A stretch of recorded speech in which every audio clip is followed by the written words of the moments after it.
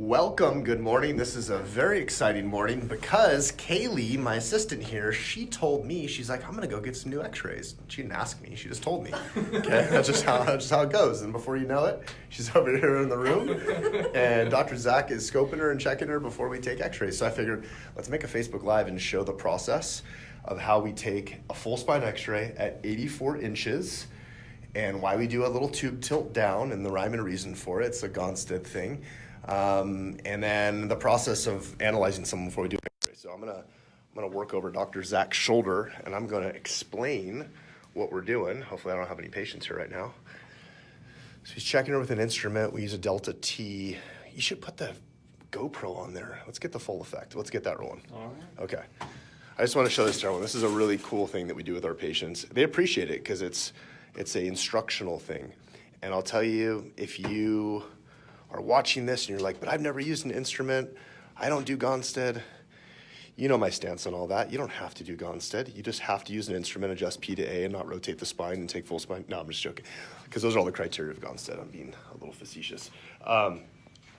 But using an instrument measures temperature from side to side. You run down the spine. Is that the only definitive thing that we do? Are we checking someone and saying, aha, that's the problem? No. But it gives us an idea of where to hone in on. And I've personally practiced almost 17 years, went to chiropractic school for 3+, so I've been using an instrument for 20 years.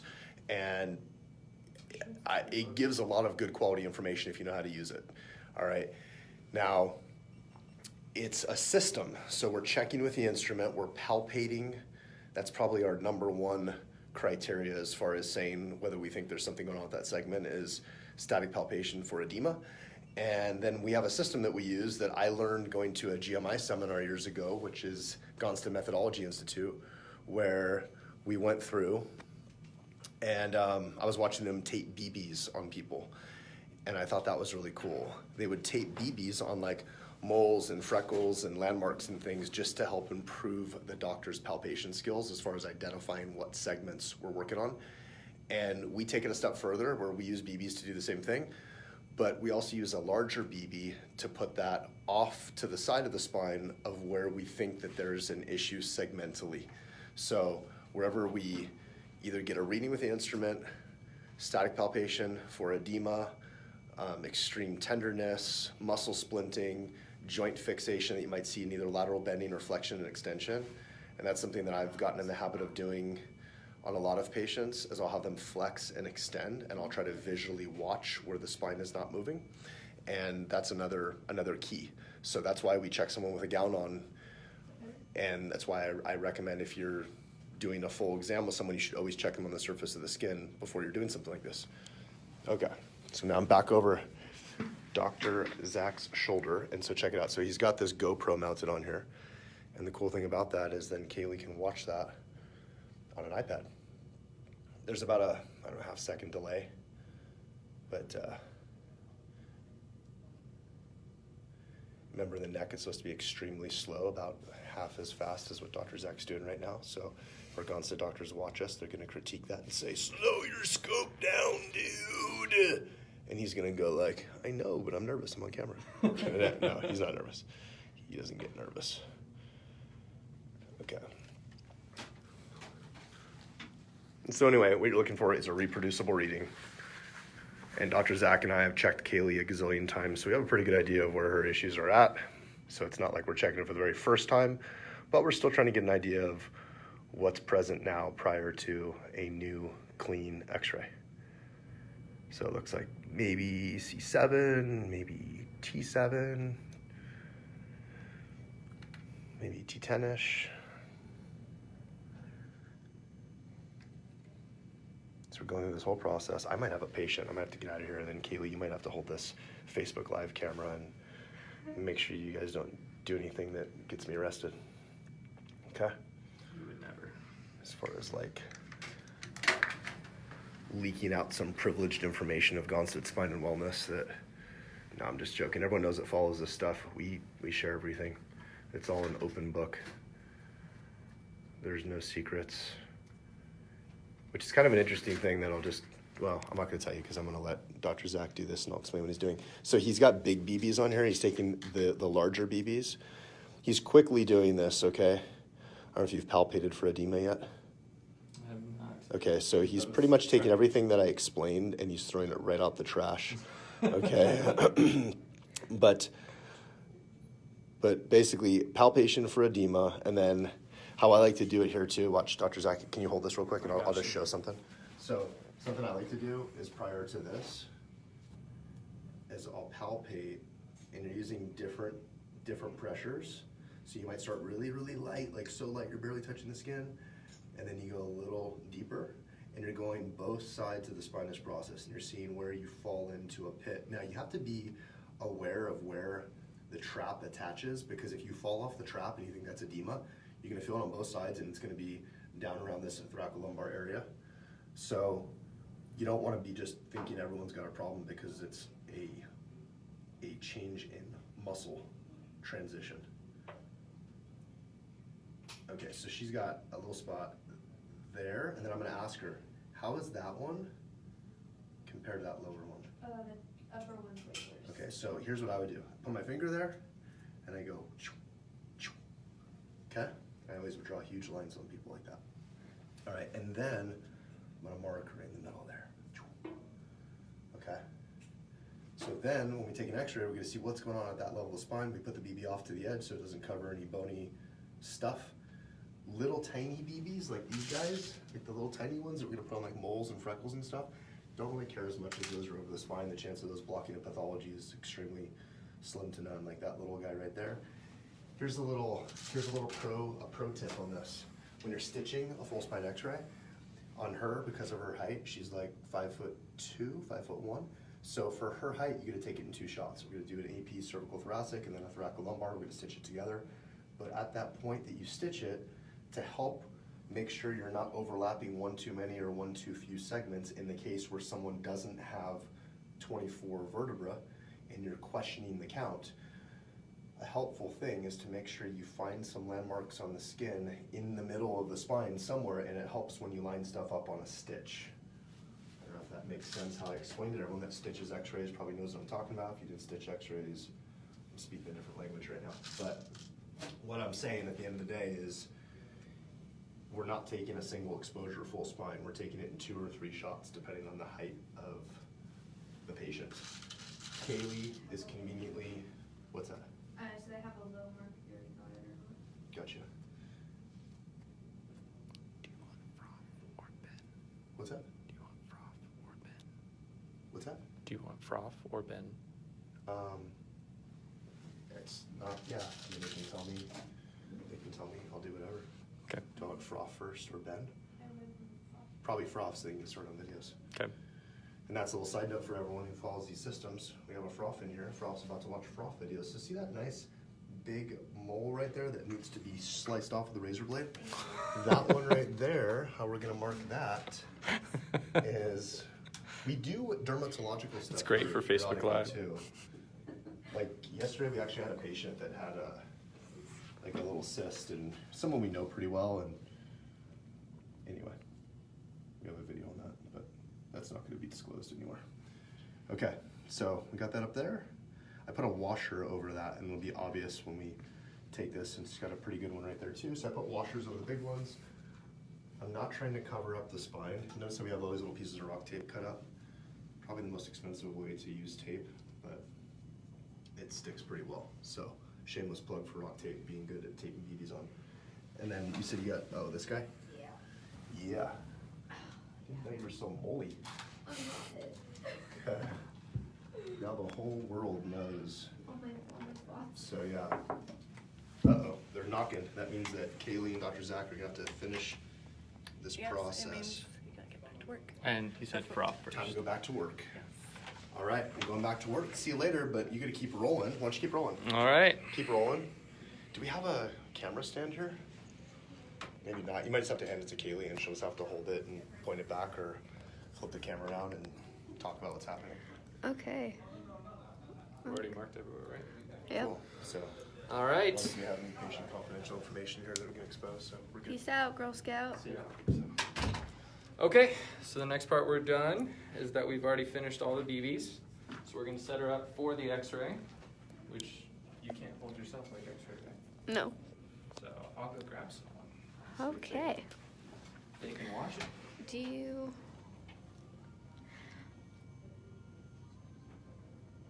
Yeah, all right. You get to be our filmer. All right. So Always horizontal. always horizontal. That's vertical. It's okay. All right, so we're gonna have Words are Kaylee hard set for up me. over here. I can turn off that light. Perfect. You're gonna stand right here, feet shoulder width apart. Have your butt touching the plate, but not resting all of your weight into it. Take your watch off. Make sure that they take her glasses off as well. And then no jewelry, piercings, or anything like that. Okay, let's turn down the light. All right. So first thing I'm going to do is I'm going to palpate for your pelvis. Just giving her gluteal fold.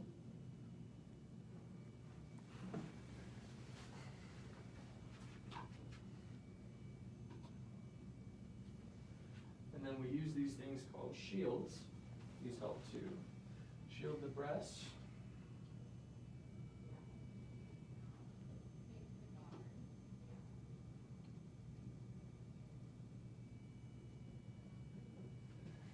All right, put your right arm out to your side. All right, we're lining that up right there.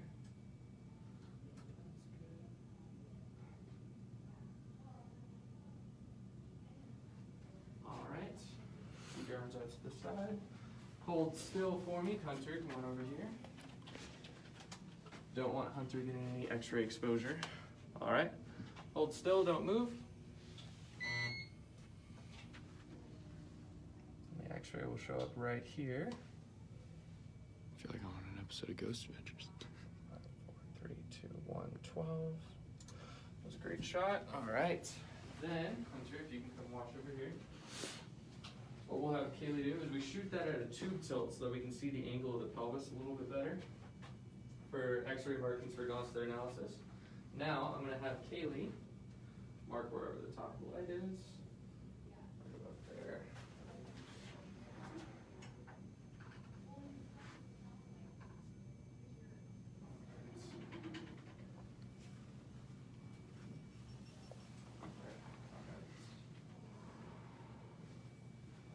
You didn't put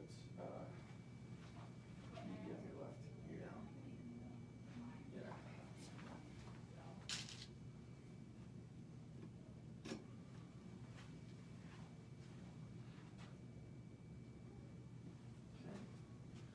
BB on the left ear is just to make it a little bit easier to know left from right, even though there's other ways to check that.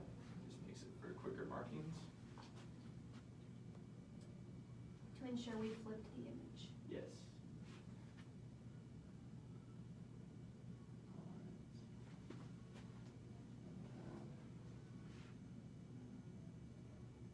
Shoulder looks really high. Do you feel weird? Don't rechange it, but. No. Okay. All right. Okay. Open your mouth as wide as you can. I'm going to shoot that just a little bit there.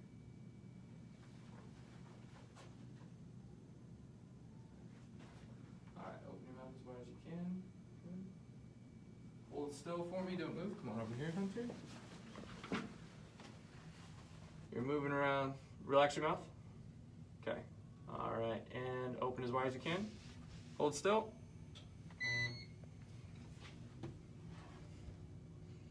Okay, got the atlas. Was it clean? Was Yep, it good? clean atlas. And what we mean by clean atlas is you can see both parts of it. So she opened her mouth really well. 1, 2, 3, 4, 5, 6, 7, 8, 9, 10, 12. Got one. Perfect overlap. All right. Now, Kaylee, should I do 84, 160? Yeah. Okay. Turn to your right. Now we're going to do the lateral view. We have her look at this little marker so that we ensure that she's looking as straight as possible. She's not extending back or flexing forward. This ensures that it's a proper neutral curve of her neck. You know, I can't. Yeah. Alright. Good. Alright. There. Good. So she's looking straight ahead. Alright. Try to stand still for me. Touch your shoulder into the wall.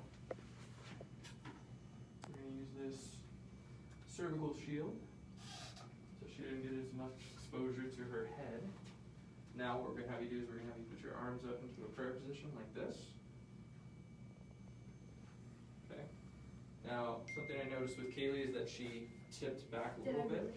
So we want to make sure that she stays as neutral as possible and just only lift up her arms while still maintaining a straight look. Perfect. And then we always tell our patients just to lean in slightly to the wall so that she doesn't move. All right, come on over this way, Hunter. All right, hold still for me, don't move. Then you can also see that we have cameras over here, so I can actually look and see if she moves before the image is shot.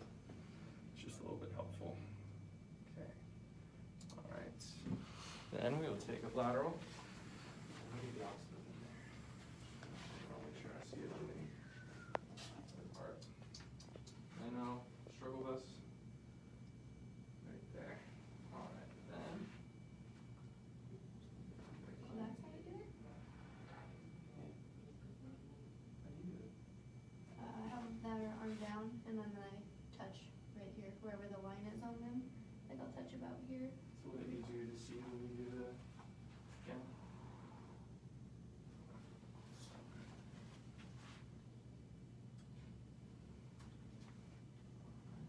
And then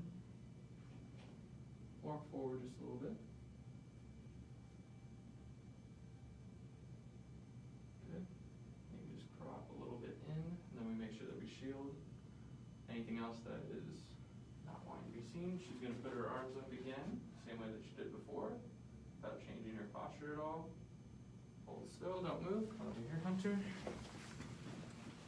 All right, hold still, don't move.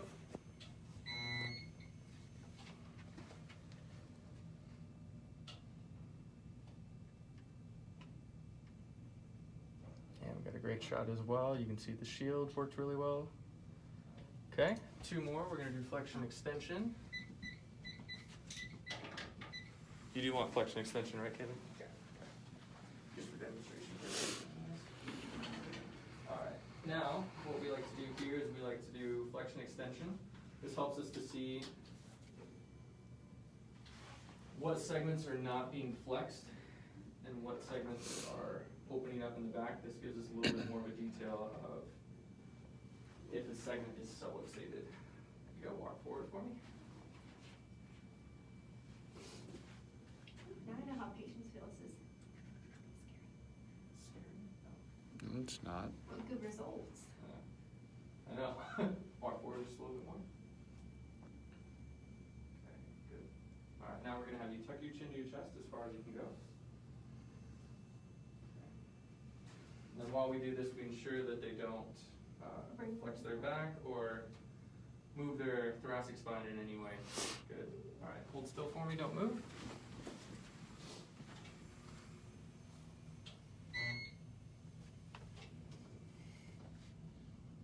That shows up in a flex position. Then we'll do the extension portion. Okay, so neck back. Alright. Hold still for me. Alright, don't move.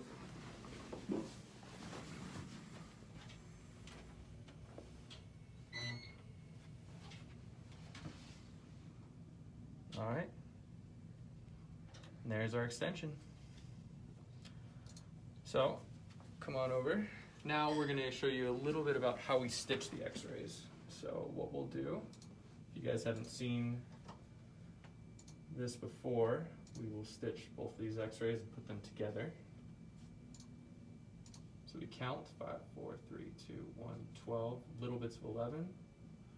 then we got 1, 2, 3, 4, 5, 6, 7. Then we have 1, 2, 3, 4, 5, 6, 7, 8, 9, 10, 11, 12.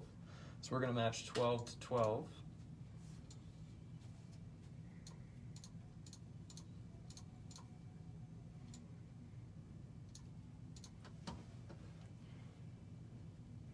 Kaylee, would you like to do this since you were wanting to mark your x-rays? Yeah. Okay.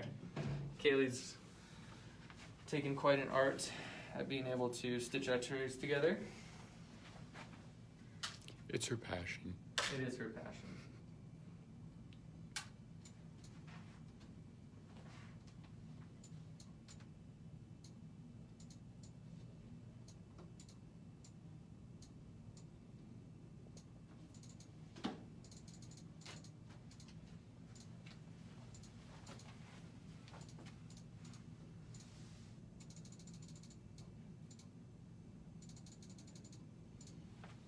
Now what she's doing right there is she's making sure that the brightness and the contrast match, so then there's no real discrepancy, so you can't even tell that it was two images that was taken. Everything looks the same color, there's no shakiness or blurriness to any of the vertebral bodies. Can I get those little babies off? Yep. Something I like to do is forget to take off BBs and give them to patients as souvenirs.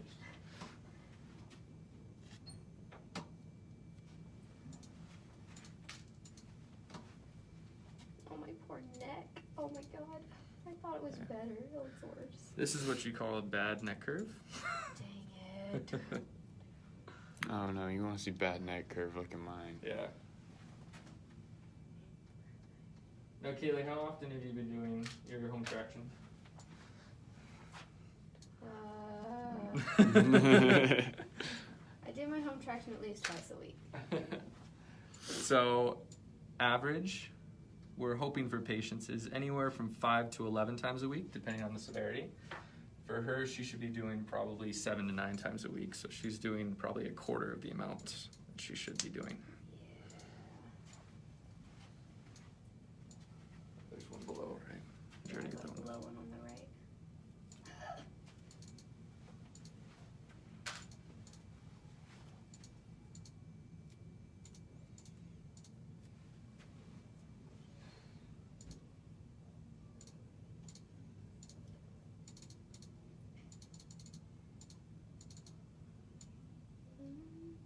Okay.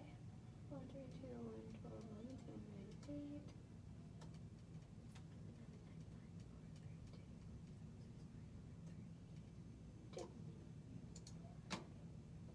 Okay, and that is Yeah, wait, how- don't crop that off. Keep that up so you can still see occiput.